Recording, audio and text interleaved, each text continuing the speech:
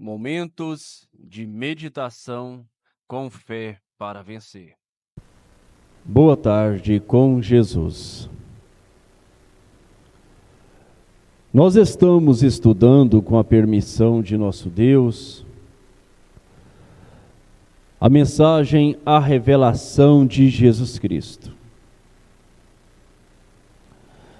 Nós vimos nas últimas duas programações que a revelação nunca pode ser super enfatizada.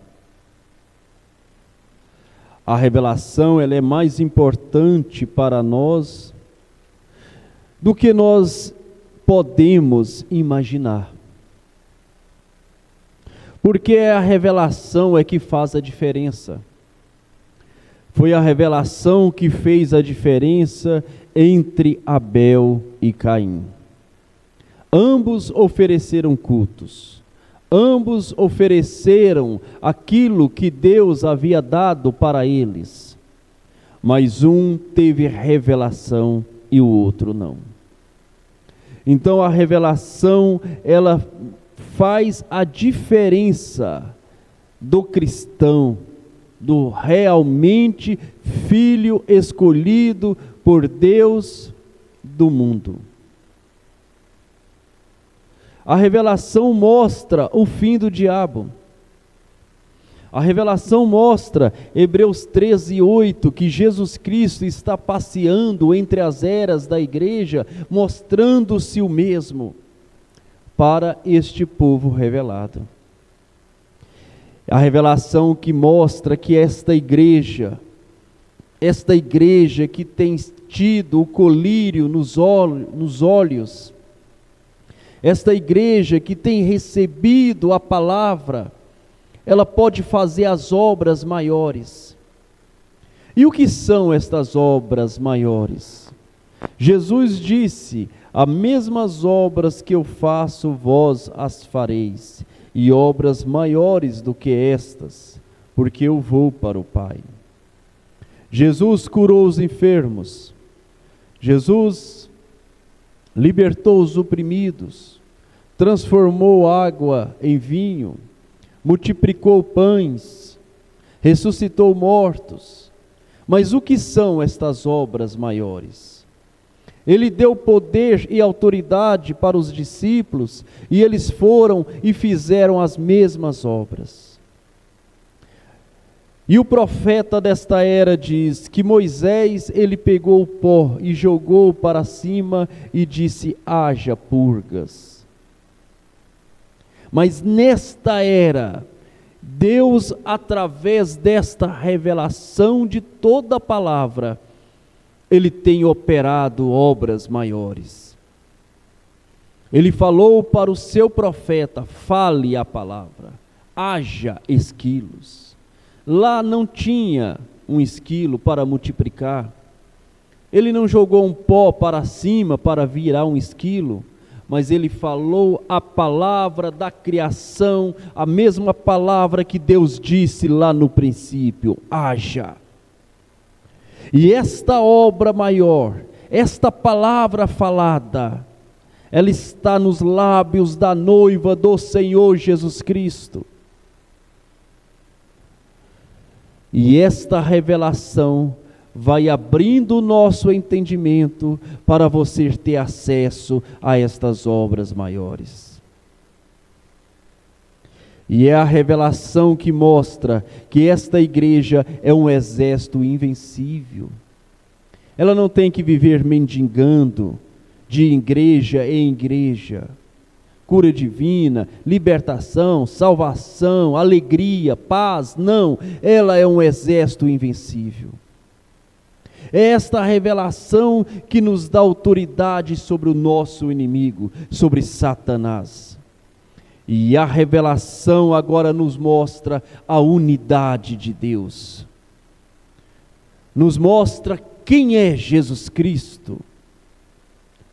E o profeta desta era, nesta mensagem na página 7, ele disse: agora todas estas expressões, aquele que é, aquele que era e que adivinha, e fiel testemunha, o primogênito dentre os mortos, e príncipe dos reis da terra, e o Alfa, e o Ômega, e o Todo-Poderoso, são títulos e descrições da única e mesma pessoa, que é o Senhor Jesus Cristo, que nos lavou de nossos pecados e em seu próprio sangue. O Espírito de Deus em João se expressa assim, a fim de apresentar a suprema deidade de Jesus Cristo e revelar a divindade como um Deus. Agora ouça estas palavras de novo. Eu sou o Alfa e o Ômega, o princípio e o fim, diz o Senhor, que é, e que era, e que há de vir, o Todo-Poderoso. Isto é deidade. Isso não é simplesmente um profeta, um homem. Isto é Deus. E não é uma revelação de 3 deuses, mas de um Deus, o Todo-Poderoso. Eles não acreditavam em 3 deuses no princípio da igreja. Você não pode encontrar este tipo de crença entre os apóstolos. Os apóstolos tinham a revelação. Jesus Cristo, em São Mateus capítulo 16, ele perguntou aos seus discípulos, a partir do verso 13, e chegando Jesus às partes de Cesareia de Filipe, interrogou os seus discípulos, dizendo: quem dizem os homens ser o filho do homem? E eles disseram: uns, João o Batista, outros, Elias, e outros, Jeremias, ou um dos profetas. E disse-lhes ele: e vós, que dizeis que eu sou? E Simão Pedro, respondendo, disse: tu és o Cristo, o Filho do Deus vivo. E Jesus respondendo disse-lhe: bem-aventurado és tu, Simão Bajonas, porque tu não revelou a carne e o sangue, mas meu Pai que estás nos céus. E eu te digo que tu és Pedro, e sobre esta pedra edificarei a minha igreja, e as portas do inferno não prevalecerão contra ela. A igreja está edificada sobre a revelação de quem Jesus Cristo é. Agora, os apóstolos, eles não criam em 3 deuses. Um judeu não crê em 3 deuses. Isto é paganismo. Isso é anti-escritura.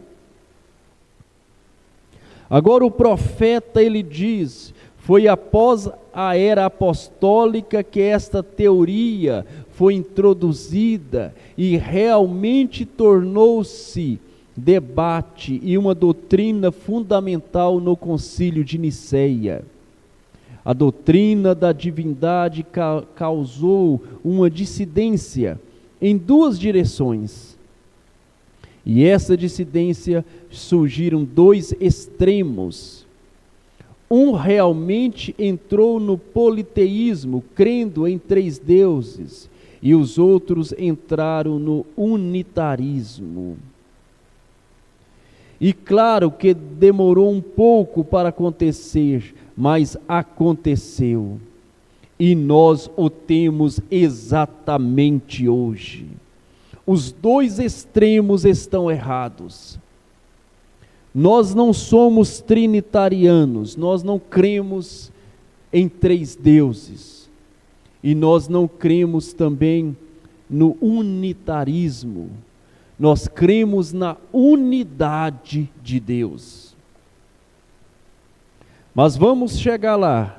Visto que isto é histórica, escrituristicamente verdadeiro, as pessoas se perguntam de onde vieram as 3. tornam-se uma doutrina fundamental no Concílio de Nicéia em 325 depois de Cristo. Esta trindade, uma palavra absolutamente não escriturística, foi baseada nos muitos deuses de Roma. Os romanos tinham muitos deuses aos quais oravam. Eles também oravam a ancestrais como mediadores.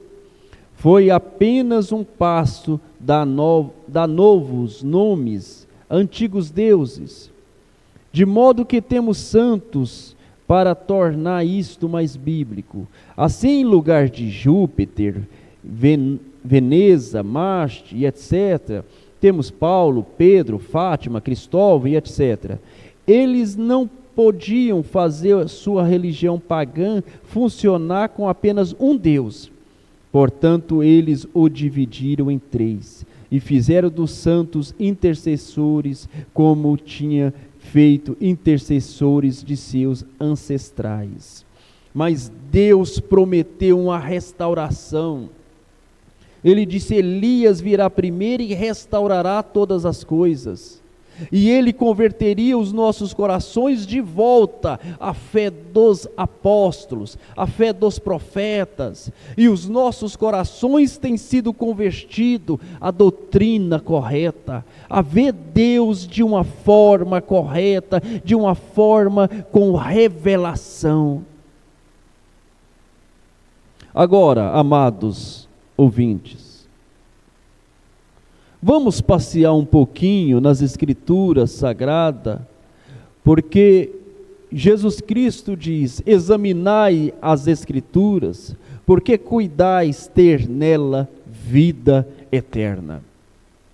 Em Gênesis capítulo 1, verso 26, diz: e disse Deus, façamos o homem à nossa imagem, conforme a nossa semelhança, e domine sobre os peixes do mar, e sobre as aves dos céus, e sobre o gado, e sobre toda a terra, e sobre todo réptil que se move sobre a terra.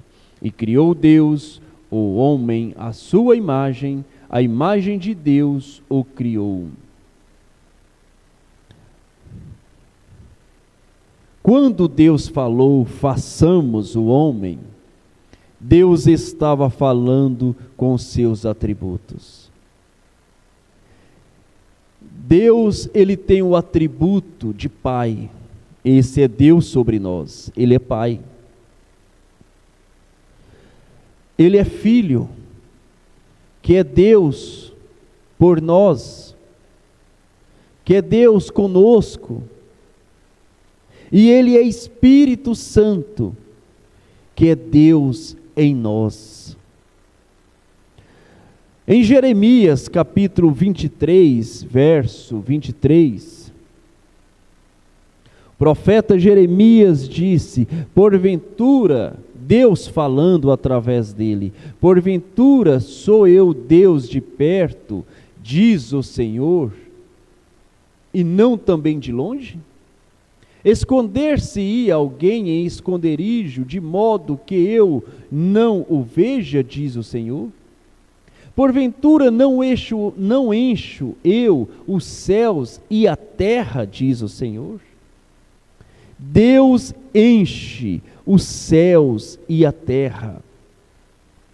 Em São João capítulo 4, verso 24, Jesus Cristo diz que Deus é Espírito, e este Espírito é Espírito Santo, e Ele enche os céus e a terra, e importa que os que eu adore em Espírito e em verdade.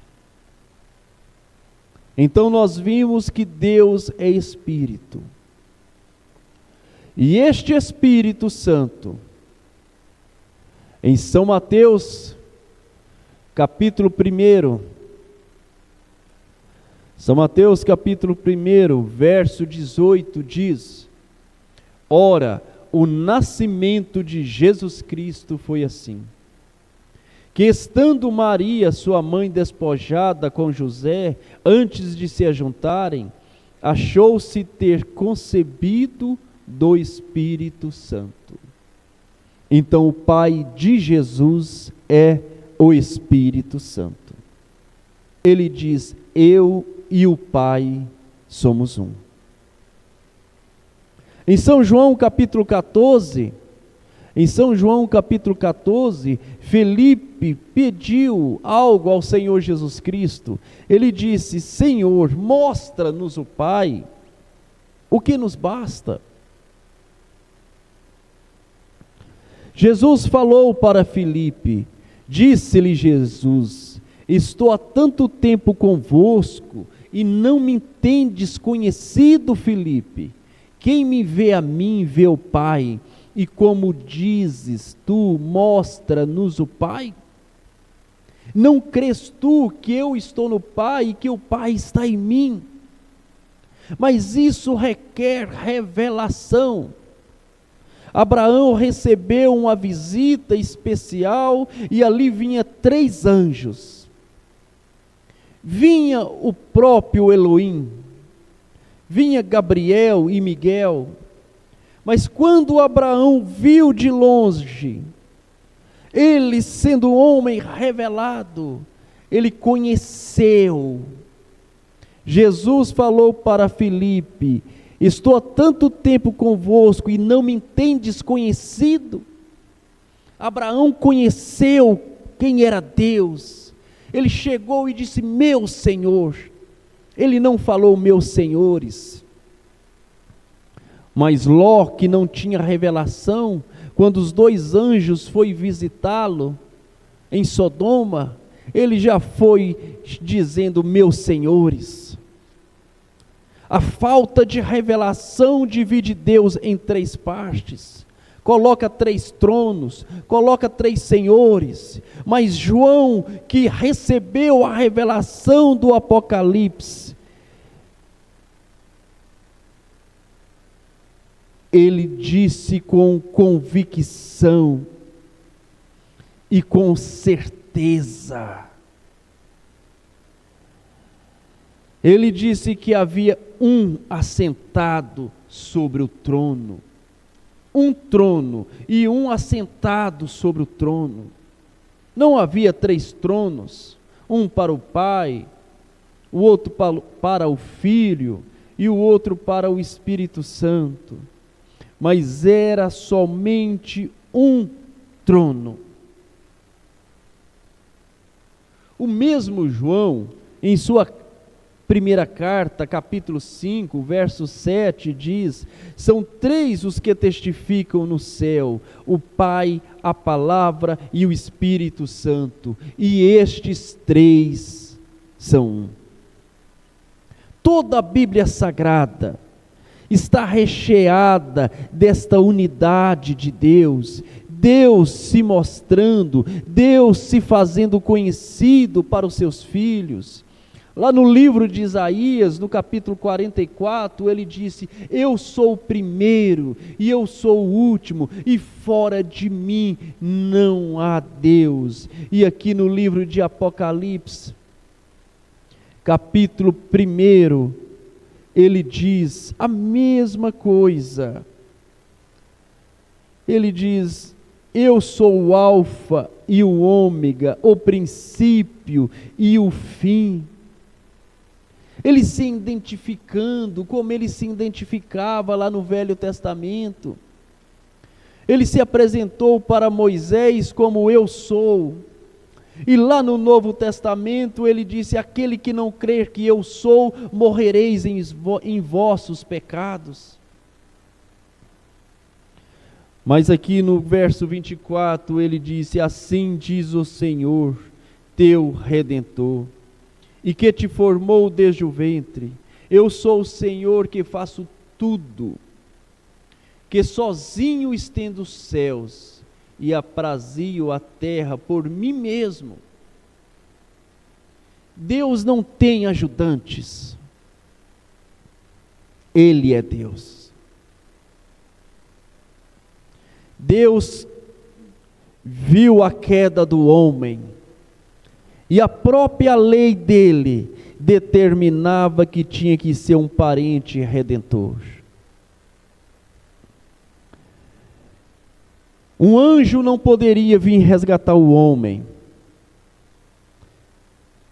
Deus em espírito não poderia sofrer, não poderia morrer. Então ele fez sombra sobre Maria. E ele criou um templo para si. E este templo, este corpo era chamado Jesus. E ele veio em plenitude. O que o apóstolo Paulo diz aqui na primeira carta aos Colossenses, capítulo 2, versículo 9, porque nele habita corporalmente toda a plenitude da divindade. Ele veio e habitou neste corpo. Agora em Salmo capítulo 24, versículo 7 diz: levantai, ó portas eternas, e entrará o Rei da Glória. Quem é este Rei da Glória? O Senhor forte e poderoso, o Senhor da guerra. Levantai, ó portas, as vossas cabeças, levantai-vos, ó entradas eternas, e entrará o Rei da Glória. Agora Paulo, aqui em 1 Coríntios capítulo 2, verso 8, ele mostra quem é este Rei da Glória, a qual nenhum dos príncipes deste mundo conheceu, porque se a conhecesse, nunca crucificariam ao Senhor da Glória. Ele se apresentou no Velho Testamento como Jeová, mas no Novo Testamento ele se manifestou em carne e se apresentou como Senhor Jesus Cristo. E na igreja ele tem se apresentado como Espírito Santo, o Filho de Deus. Mas é o mesmo Deus o tempo todo. Jesus, como homem, ele chorou na tumba de Lázaro, porque ele era um homem, ele nasceu.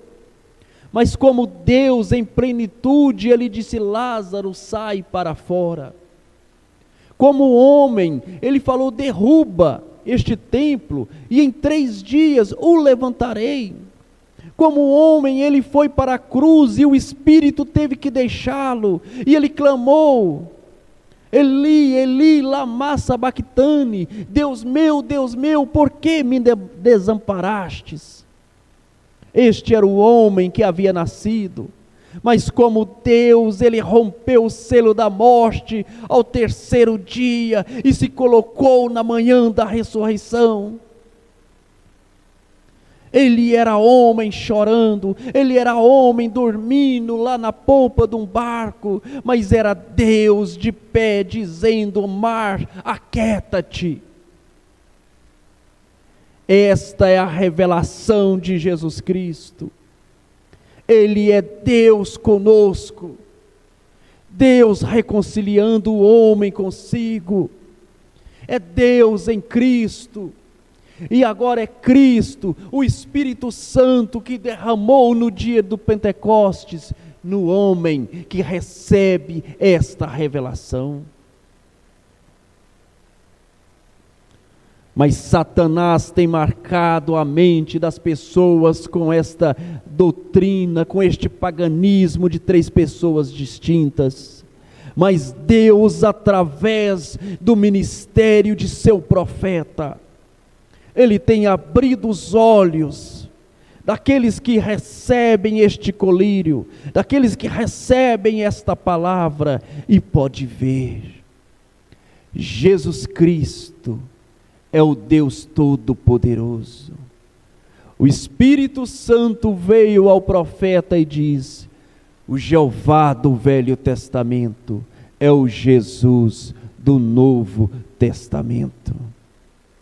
Então, amado irmão, amado ouvinte, Isso é somente uma noção do que este profeta tem nos trazido, mas requer tempo para nós passearmos no Velho Testamento, no Novo Testamento, e mostrar para você que Jesus Cristo verdadeiramente é o Jeová do Velho Testamento, que veio em carne humana para pagar o preço pelo pecado e resgatar os seus filhos das garras de Satanás, libertar os seus filhos dos vícios, libertar os seus filhos do pecado, libertar os seus filhos da doença. Por isso que nós podemos crer e receber as bênçãos de Deus,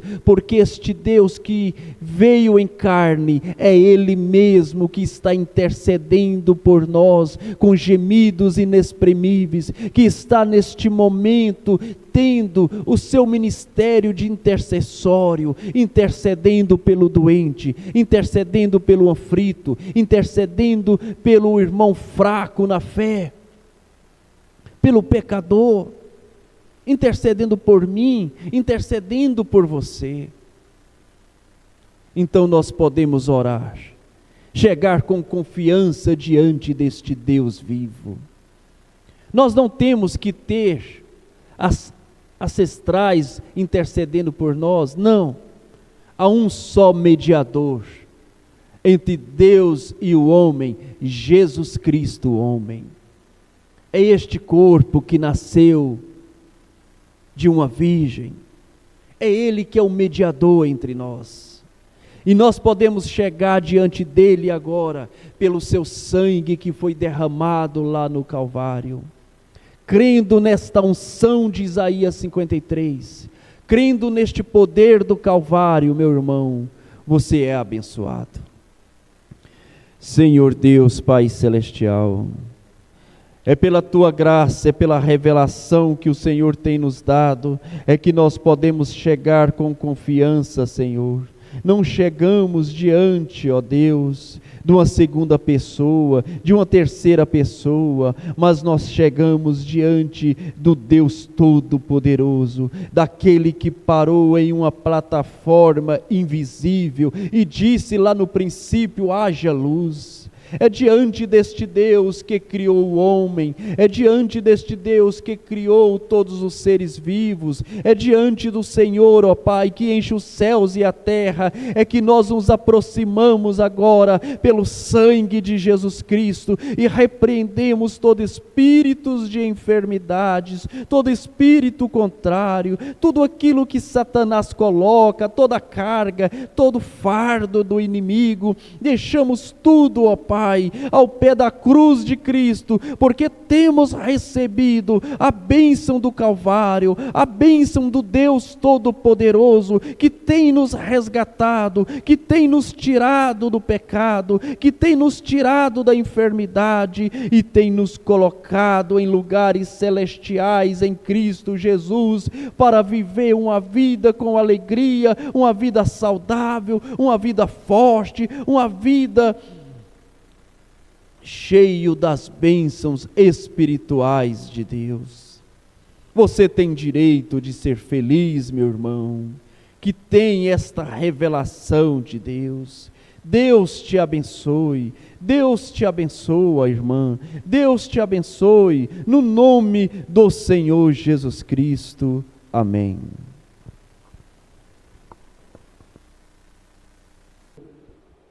Grande és tu,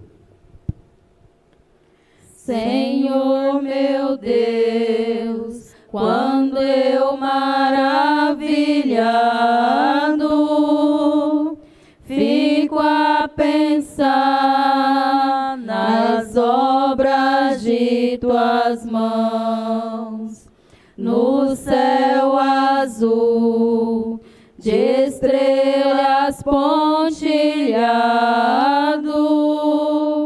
o teu poder mostrando a criação. Então minha alma canta a ti, Senhor. Quão grande és tu, quão grande és tu. Então minha alma canta a ti, Senhor. Quão grande és tu, quão grande és tu. Quando contemplo as matas e florestas, o passaredo alegre-se a cantar, olhando os montes, vales e campinas, em tudo vejo teu poder sem par. Então minha alma canta a ti, Senhor. Quão grande és tu, quão grande és tu. Então minha alma canta a ti, Senhor. Quão grande és tu, quão grande és tu. Quando eu medito em teu amor tão grande, teu Filho dando ao mundo pra salvar, na cruz vertendo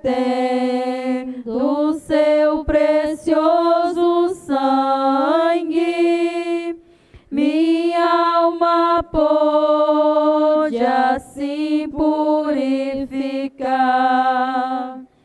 Então minha alma canta a ti, Senhor. Quão grande és tu, quão grande és tu. Então minha alma canta a ti, Senhor. Quão grande és tu, quão grande és tu.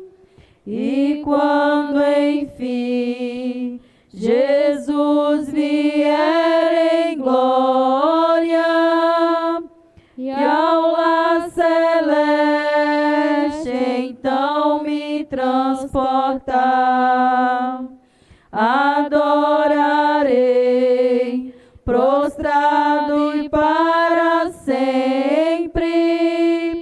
Quão grande és tu, meu Deus, hei de cantar. Então minha alma canta a ti, Senhor.